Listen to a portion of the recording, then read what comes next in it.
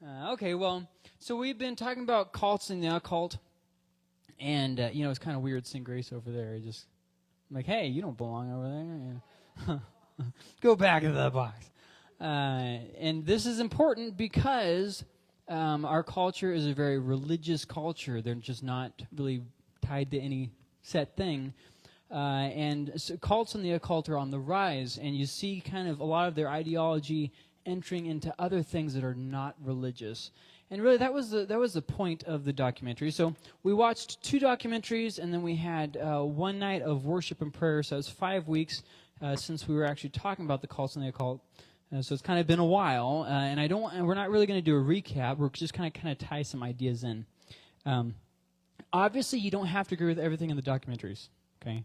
In fact, I would actually prefer if you didn't agree with everything, because if you're not challenging your thinking, there's a problem there. You know what I mean? Regardless of whether you're reading Christian literature or non-Christian literature, you should always be challenging your thinking. And is this spot on? Is this not spot on? Obviously, the main premise of both documentaries, I'm not talking about that. I'm talking about more of the specific thing. So in the documentary, Am I Racist?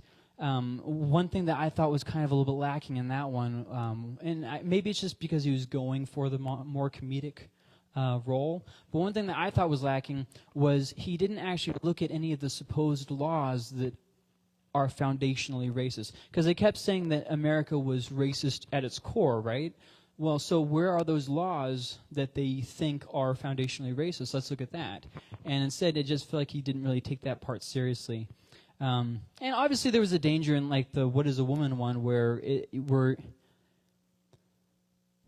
when you're talking about something like that, it's important that I think I'll say that both of the documentaries at various points seemed like they maybe weren't being totally objective. And I wish there would have been more of that. Obviously, my disagreement is not with the conclusions so much as the way that he got to the conclusions. I'm more of these people who I want to read a paper that is very scholarly. I don't want to read something that is just like, well, hearsay over here says that it's racist, and hearsay over here says that it's not racist. I want like facts, statistics, quotes. Give me research, And I feel like it was kind of lacking. But that's just my own way of thinking about things. It also seemed a little bit like he wasn't too concerned about these people getting saved, which I think is always a danger when people believe something that's just kind of off the wall. It's a lot easier to just make fun of them than it is to actually care for them whether they get saved or not. Matt Walsh isn't my favorite person on Daily Wire, I'll say that. But, they were good documentaries. There were just things I didn't quite agree with. However, the main point of watching the documentaries was we're trying to watch out for cultic philosophies in the culture. So did anything specifically stick out to you in those regards? Cultic philosophies in the culture. Gracie? So redefining terms. Okay. Anything else that stuck out to you? Morgan, go ahead. Yeah, I was actually watching on YouTube. There was a debate going on with Pierce Morgan where he had pulled a bunch of people onto his show, and there was this woman who was talking about basically I don't know what it's called. I know what it's called, I just can't think of it right now. But the idea that because my ancestors were slaves, you need to apologize to me, that whole mindset. There's a term for it. I just can't remember what it is. But you know what I'm talking about. And so she was going on about this, and this guy basically said, actually, I don't want to get too off topic, but he gave her like 3 or 4 different things, and she just completely ignored what he said. So she could go back to her starting point of saying, you're just discrediting what I said. And it's just like, no, he gave you facts and statistics, and now you offer some kind of a rebuttal, and you're not doing that. You're just kind of repeating the same thing. So yeah. Okay, so anything else? Cultic philosophy Gracie. Forming that dependency. It doesn't matter to most people. It's really blown out of proportion. I hear what you're saying, and I totally agree. Most people don't care. See, the thing is, there's some really intellectual white people who think that other people will be offended by certain things, so they tell everybody else who's not quite as intellectual as them that everybody's offended when they're not really offended. That kind of makes sense. So that's how we circled around the whole thing of, you remember on the butter where they had the Land O'Lakes with the Native American woman and the land, and so they took the Native American off. And I was reading something online. It was really funny. It said, "Oh, how American! They took they took the land and got rid of the natives." And I was just like, and I didn't know what to say, so I didn't say anything. And so here we are today, and yeah, it's kind of like that. You got to make sure that as much people as could possibly be offended are offended, and then cater to that, and then say that you're not, because see. And here's the thing: this is how you know America is not really racist, is because people can make these outlandish claims about racism, and they're heard. If we were really racist, there would be no discussion. You see what I mean? But the very fact that you can say you are racist and I'm being oppressed in America and not be shouted down, that's proof that we aren't racist here. You kind of see, like in cults, they shout you down. They don't let you talk. They don't let you voice your opinion. And were you going to say something else? I watched a YouTube video today where this person was going onto the campuses and was talking to the different liberal students, and he was quoting like Joe Biden and Elizabeth Warren and some others like that, but he said that it was Trump that said it.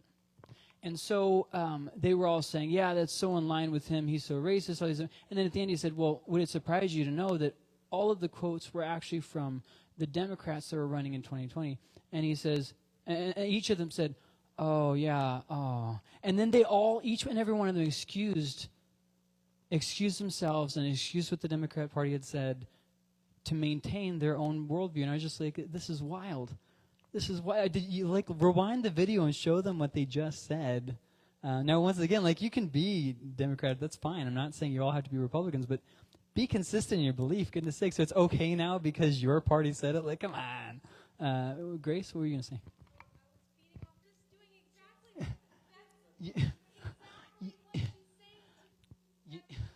You know what I thought was Matt Walsh was going to say is I thought he was going to say, ma'am, you are not white. You don't know what's in my head. It's all Nazi. I thought he was going to say that, and then he didn't say it, so I was like, oh, okay. Thank God.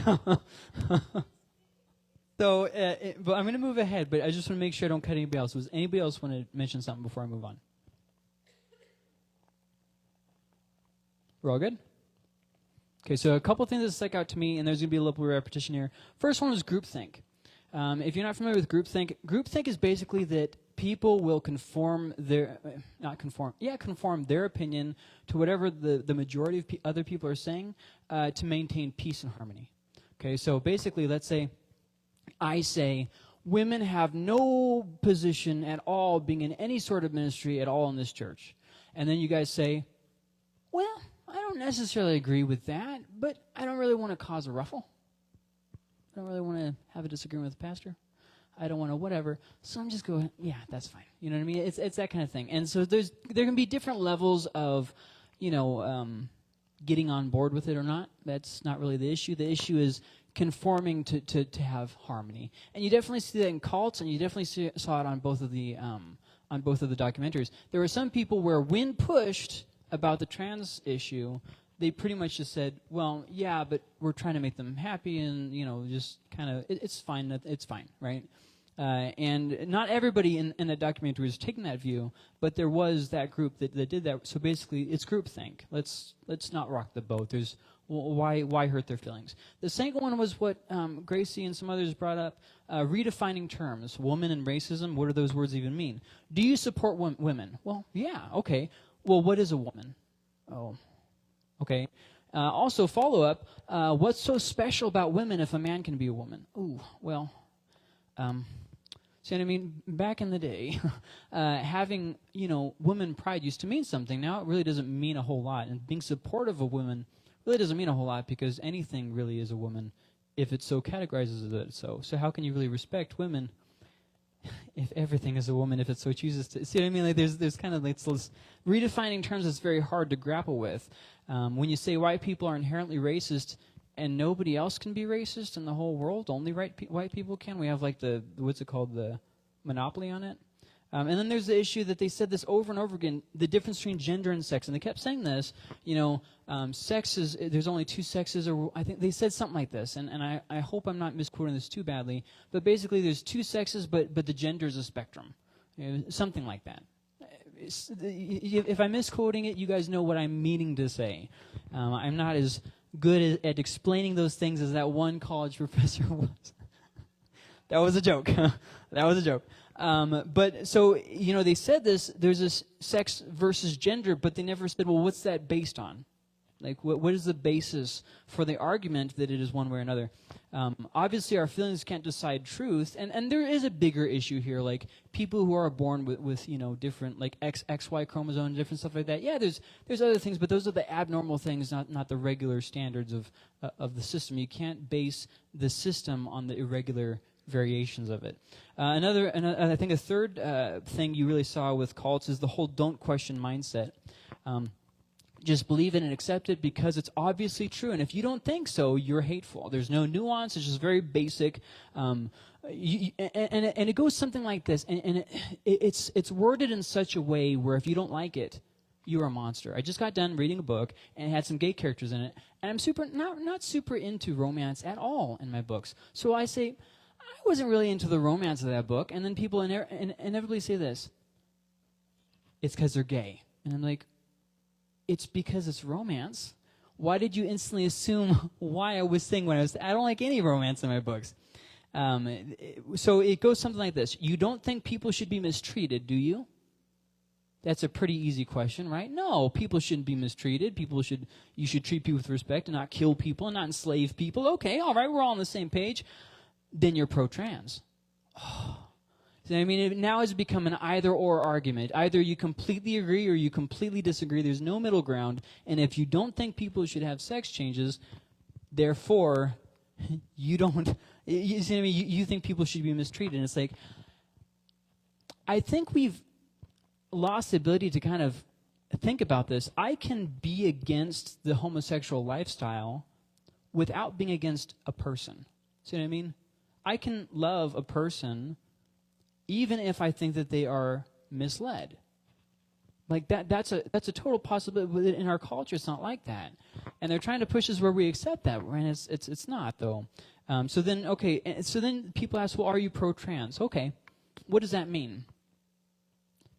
Because you could say that I am pro-trans, and you could also say that I'm not pro-trans. So what do you mean by pro-trans? What does that mean? If you're saying, I think that trans people are people, yes, then I'm pro-trans, if that's what you mean. If you mean that they should be allowed to do that to their body, yeah, I think people should be able to do whatever they want. Call yourself whatever you want. It's your body, whatever, do whatever, But when we're talking about doing it to kids, well, hold on, now you've crossed a whole different thing. Like, if you want to call yourself a horse, that's fine. You call yourself whatever you want. But then to take that onto kids, now we're talking about something else. You know what I mean? Like, we're not talking about you mutilating your own body. We're talking about getting kids involved. Now this is a whole different thing. If you want to live a certain lifestyle, that's on you. This is America. Like, this isn't communist Russia. You go do whatever you want, But from a religious perspective, I would say that you can't call yourself religious and then still live like that, obviously. And so if you're saying that I think that God loves them, yes, in that way I am pro-trans. But if you're saying I have to agree with their lifestyle, well, no, then I'm not pro-trans. So it really depends, once again, on your definitions of these words. Am I a feminist? Another great example of this. Depends how we're defining feminism, once again. Then the fourth thing that I saw myself was mob mentality. Mob mentality is dangerous because basically if a big enough group of people get a big enough force, they become irrational and they become just an unstoppable force, and it just becomes very destructive. There's no critical thought going into it. There's no growth. There's only danger. And you very much so saw that a thing. You're a bigot if you don't see it like I do. Well, okay. And you they kind of start conflating the two. So if you don't agree with the homosexual lifestyle, you hate homosexual people and you wish that they would all die. And it's like, well, no, that's totally different things. There's no time to think or wait for facts. You just have to act right now. Do you love people? Well, so you support the homosexual lifestyle. It's like, well, let's slow down. Let's talk about this. There's no talk. It's yes or no. And when you talk with cults, they're going to do the exact same thing. They're going to start hitting you with thing, bam, bam, bam, bam, bam, 3 or 4 different things. You can't think about it. You can't say, hold on, let's slow down, let's talk about those things. It doesn't work like that. They do it too fast. So this week, great example happened in the news. Two different really great examples that really highlight cultic philosophy in our culture. The first one, there was a YouTuber by the name of Daniel Green. He reviews books and whatnot. He was accused this week of sexually assaulting another YouTuber, and everybody was against him. They commented, "You're trash," and all this. They were unsubscribing from him, all this different stuff. They're all making their own videos, loudly sharing their own opinion about how this guy is trash and how he's done all this different stuff. Now, the woman who has accused him, she was very emotionally unstable. Her pronouns were they, them, if that kind of clues you into what I'm talking about here. Just kind of really out there in her video. But once again, well, let's not question the source, okay. And she apparently had proof, which, I understand. If I had proof, I would definitely make a YouTube video to bring the accusations. That's a good place to start a legal proceeding. So anyways, everybody's going on about it, and this was how the comments looked, okay? Well, don't you care about women? Well, yeah, I care about women. Okay, well, how dare you not stand up for sexual assault victims? I'm not standing up for them. I just want to know the facts. Well, you don't need to know the facts. Always believe the woman. Hold on. I understand being supportive and all this stuff. I get that. But to then say, always believe a certain group just because, it's like, now hold on. I personally have witnessed multiple people making false accusations about sexual assault with my own eyes and ears. I remember one time I was in ministry and somebody started kind of hinting around and like they were going to start accusing me of something. I said, "Did you know that the church has cameras?" And they said, "Really?" I said, "Yeah. Right there where I supposedly did it, there's a camera right there. Do you see it on the wall?" Surprise, surprise, they dropped it and didn't bring it back up again. Huh, interesting. Very interesting. So no, there has to be critical thought. There has to be, a legal process. Just because somebody makes a claim doesn't mean it's true. And so with or without the facts, and she did make up the facts, everybody threw him under the bus. So he made a response statement that it was very much so reading from a script. It was 1 minute long, basically saying he's talking to his lawyers, he's gonna bring forth evidence, but whatever. So everybody's commenting on there. That's the posture of a guilty person, and everybody's calling him trash, coming out. Well, so later that same week, she came out with another video, a series of videos, basically apologizing for the fake claim that she made. The same week, in which he also uploaded a video detailing and showing all of the proof, and then showing that he was taking her to court. It was going forward legally for defamation of character, whatever it's called. So all these different things, and very well organized thing. And now whoopsie, we canceled you, and there was no basis for that. Our bad. It's like, yeah, this is somebody's life. Like, you're just making these claims about, and this is somebody's life that you just almost ruined. And so he came out with another video and said, this has been quite the roller coaster for me. I was canceled, then I was uncanceled, and, I mean, goodness sakes. And you can definitely see the way that the cultic philosophy is now becoming the status quo norm in our culture. This is why this is important, because we will not be able to witness to people like we used to, because the cultic philosophy is becoming entrenched into our culture. So strong emotions, they don't make something true. Accusations don't make something true, and the majority doesn't make it true. But when you're dealing with the cult, all three of those things are not true. When you're dealing with a cult, strong emotions mean it's true. When you're dealing with a cult, accusations mean it's true. When they make a claim, that's just how it is. Jehovah's Witnesses do this all the time. They make a claim about the original manuscripts or something, and you're just like, okay, what are you talking about? Well, that's just what they teach us. It's like, yeah, but it's not true. You don't know the language. And then they'll say, well, we have our own scholars. It's like, yes, and outside of the Jehovah's Witness, who agrees with those same scholars? And then the majority does not make it true, even if the entire cult is saying, this is how it is. It doesn't make it true. Yes, Grace. Gracie? You were raising your hand? Oh, okay. The second story that was in the news from this week, this has been one fun week. There was an accusation made that said something along the lines of this, that Tennessee has made it illegal for the state officials to vote against Trump. This was the accusation that was made. And I would agree that if that was true, that doesn't sound very good. Like, this isn't Nazi Germany, right? Well, so then you get to the actual truth behind the claim. This is the truth. Everybody ready? The truth is that, no, they made it illegal for sanctuary cities in Tennessee, which Trump agrees with. But they didn't make it illegal to vote against Trump. They made it illegal to do that, which he also agrees with. Like, and you could flip the names on it and just, you can see how ridiculous this is. If Mother Teresa had that same view, would you say, they made it illegal to vote against Mother Teresa? No, that's silly. You would say, Mother Teresa also holds these same views, right? Wouldn't you guys say that? Like, what a dishonest way to present that. Now, once again, don't lose sight of the forest for the trees here. It doesn't matter whether I love President Trump or hate him. I want to see intellectual honesty. Absolutely. And I argued for that back when Biden was the president, too. Like, people were misquoting him, and I would say, no, that's not actually what he said. Like, this is what he said. I'm not saying that I was on his side. I'm not saying that I'm on nobody's side. I just want the facts. I want the truth. I want intellectual honesty.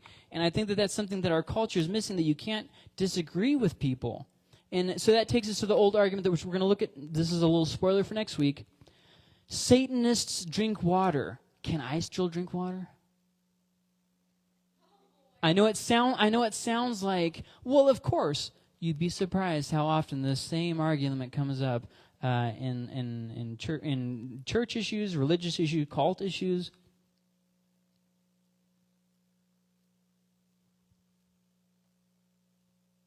And we're getting ready to go to the actual questions that were asked. But a few other things I wanted to mention. First off, racism is bad. Yep, you got me there. I agree. So white people are obviously all racist.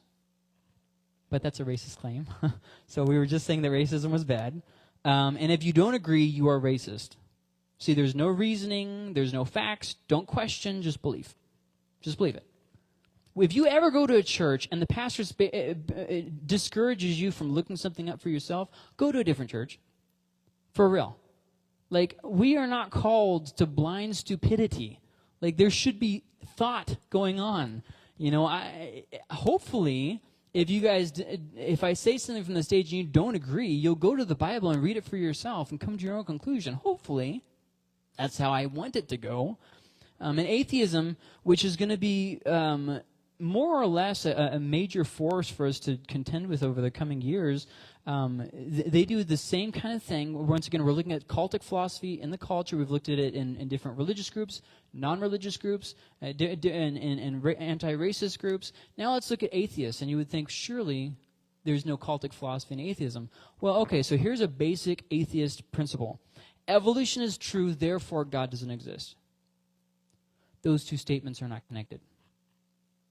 See, then the thing is, they have successfully blindsided us, and we made the entire argument revolve around whether evolution was true or not.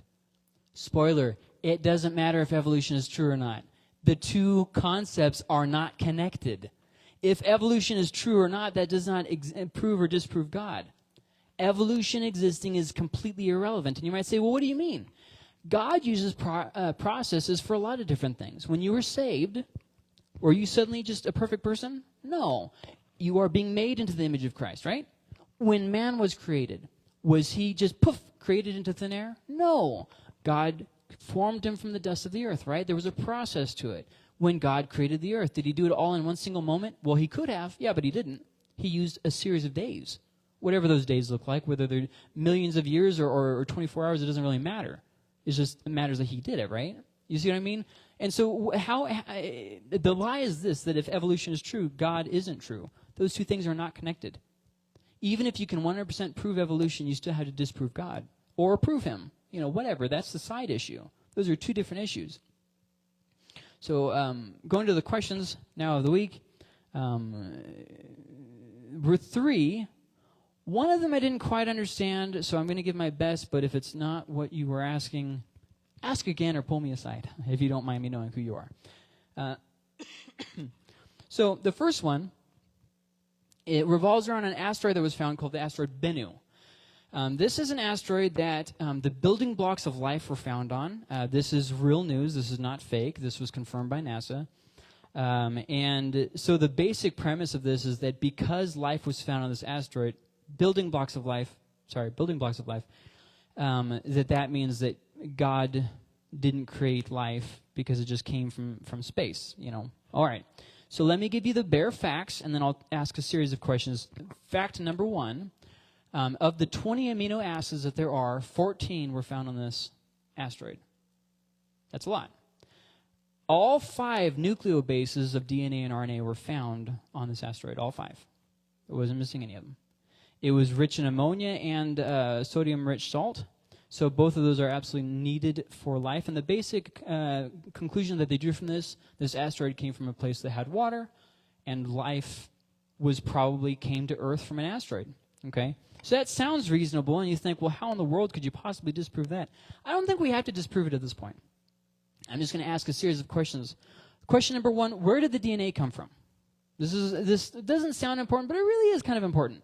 Because all that they've really done is they've moved back the origin of life, possibly. That's as much as they've done. But you haven't told us where life came from anyways, right? Like whether life came from here, started here originally or somewhere else, what created life in the first place? Where did it come from? Like the issue has not been resolved. If life just spawned on this asteroid, couldn't you also say that it just spawned here on Earth?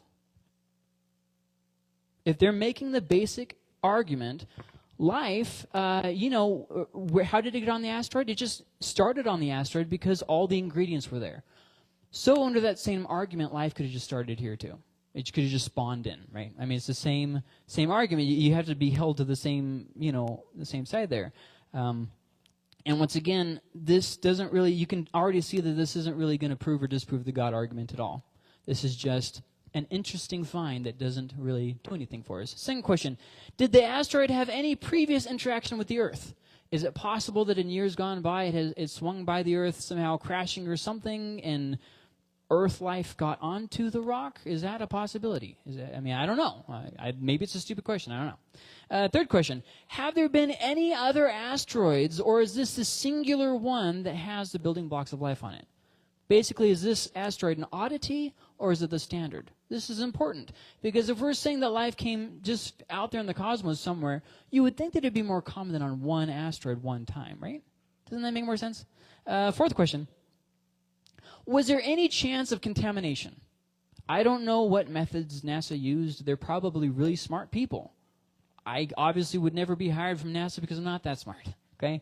But the question still remains, did they contaminate it on accident? Is that a possibility? I don't know. This is worth finding out. Fifth question, does Earth bleed through, or is it contained? And what I mean by that, is there a chance that the atmosphere isn't holding in everything, that some stuff is just kind of getting out into space? I don't know. Do we know? Have we tested that? Are we just assuming that the atmosphere holds it all in? Like, I don't know. And has the atmosphere always been the same where it wouldn't escape? I don't know. These are things that I want to know that I think are worth asking. And then the final question, and I feel like this is absolutely important, what is the complete history and travel course of the asteroid? And you're probably saying that's a stupid thing to ask because you can't possibly prove this asteroid's entire history. I agree, you can't do that. That's why it's not a control group. That's how science works. That's why when you're testing a medicine, you have a placebo and you have the medicine and you have a control group. That's how science works. You can't just find one thing on one asteroid and then say, therefore, it came from this. That's not science. That's not science. That's like saying abortion is okay because I don't think that it's a real person. That's not science. Like, you're NASA, for goodness sakes. Yes, Micah, go ahead. Another thing that we can't know of. This is a good point, buddy. Like, you don't know. You don't know where these asteroids came from, and we're making these massive claims about it. It just sounds a little bit silly, especially from a group like NASA. You'd think that they'd know better. But anyways, so at this point, it's nothing more than an oddity, and that's my official stance. I don't feel like this is something that we need to be concerned that our faith is at stake here. Just like the same is true of the whole do aliens exist thing.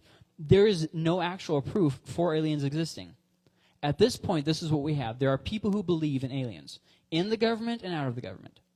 That's what we have. Then we also have some sketchy evidence that may possibly be evidence of aliens, or it could also be evidence for just, that there are people on Earth that are making some crazy technology. We don't know.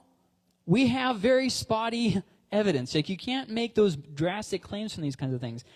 So, maybe some of my questions sounded stupid. That doesn't mean that it's not valid.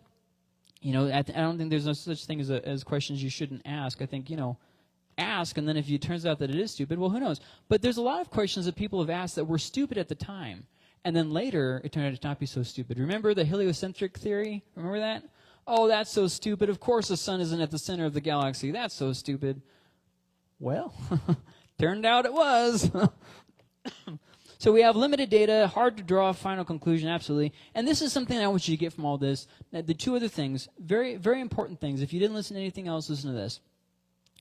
Anytime that you're dealing with any subject, history, science, anything, having facts doesn't reveal truth.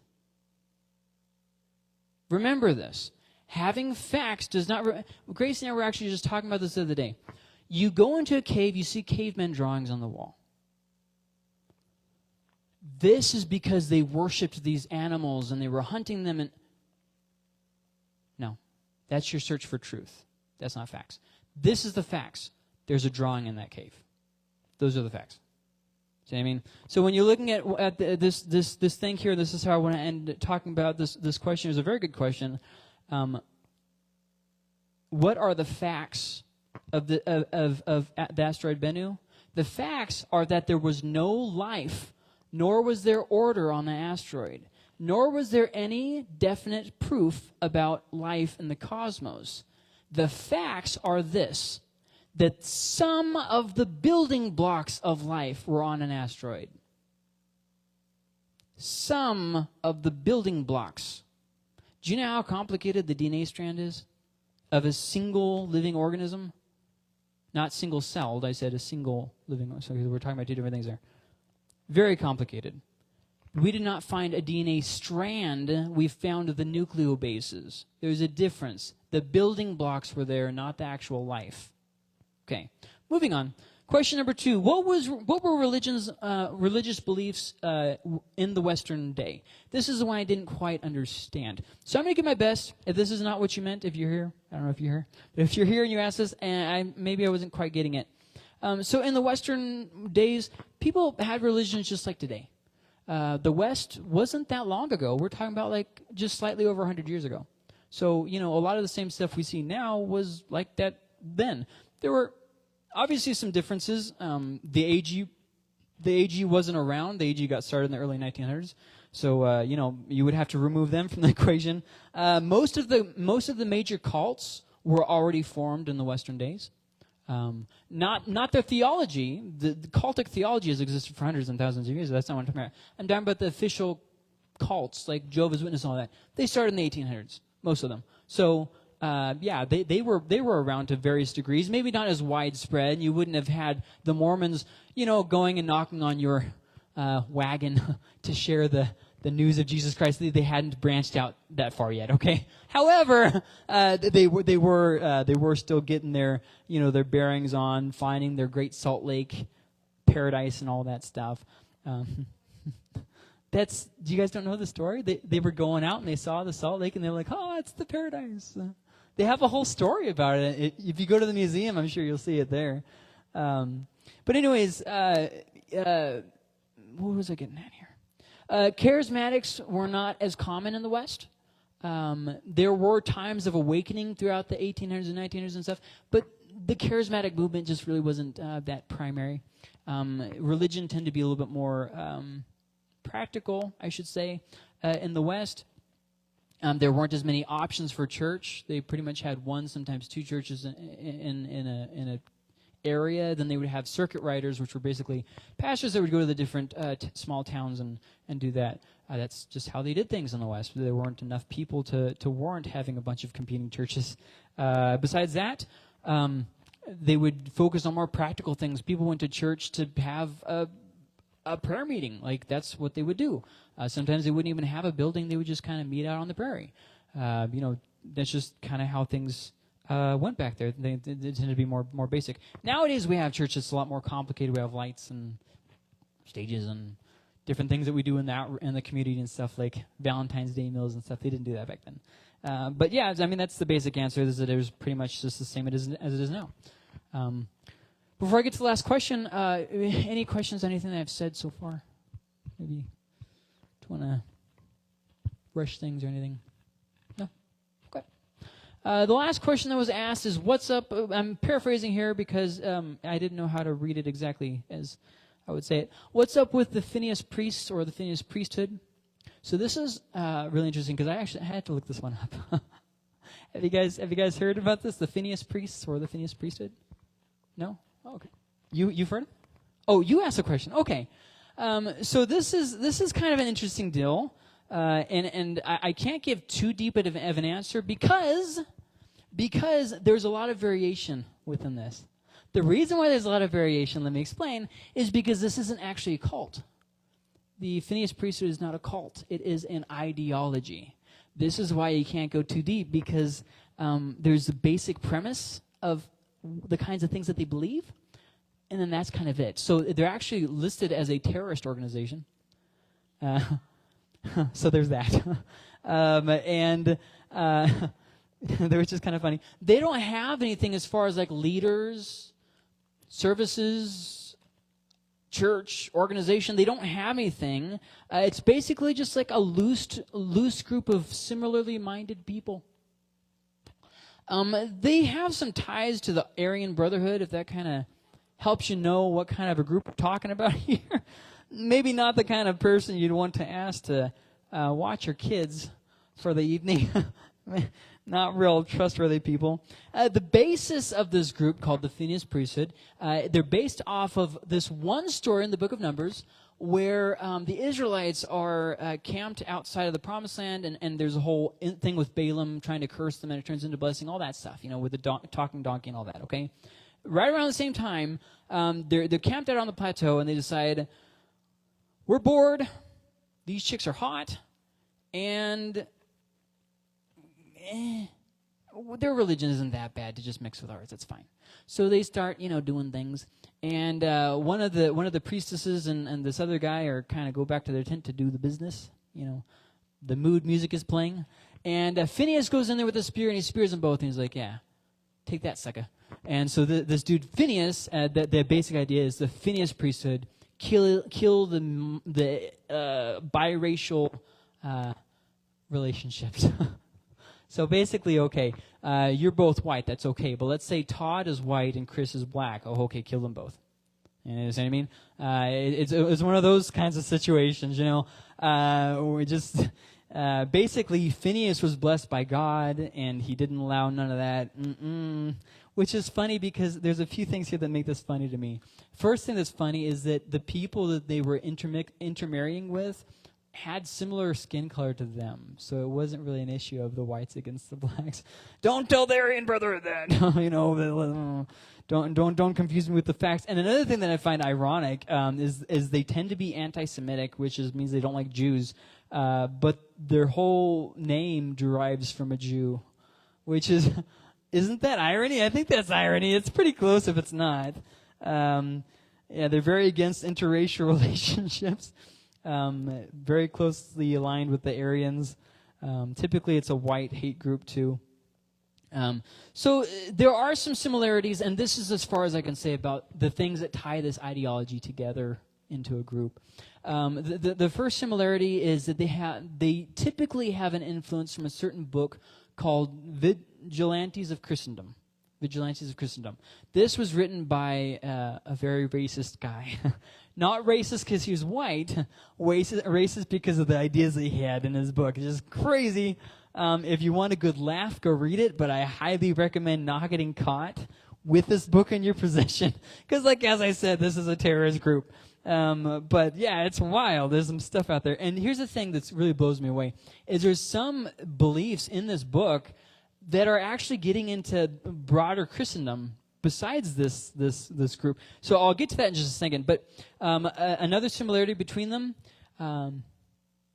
they typically believe that it is a calling from God to kill these intermixed persons. Kind of interesting there.